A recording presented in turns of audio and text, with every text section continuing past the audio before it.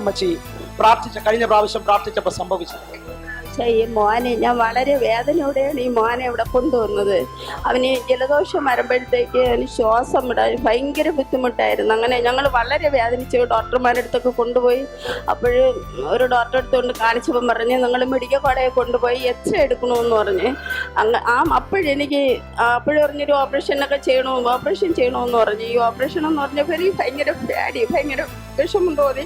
അങ്ങനെ ഞാൻ കഴിഞ്ഞ മാസം ഓപ്പറേഷൻ വേണ്ടാതെ പാസ്റ്റർ പ്രാർത്ഥിച്ച് സുഖം കിട്ടുമെന്നുള്ള വിശ്വാസത്തോടെ ഞാൻ ഇവിടെ കൊണ്ടുവന്ന് പാസ്റ്റർ പ്രാർത്ഥിച്ച്. അപ്പോൾ പാസ്റ്റർ അടുത്ത് ഞാൻ വിവരങ്ങളെല്ലാം പറഞ്ഞു. അപ്പോൾ പാസ്റ്റർ പറഞ്ഞു ഓപ്പറേഷൻ ചെയ്യേണ്ട ഒരു ആവശ്യവുമില്ല, ഓപ്പറേഷൻ വേണ്ടെന്ന് പറഞ്ഞ് ചെയ്യൂല എന്ന് പറഞ്ഞ് എക്സ്റേ എടുക്കുമ്പോഴത്തേക്ക് അവന് ഒരു കുഴപ്പമില്ല, നോർമലായിരിക്കും എന്ന് പറഞ്ഞു.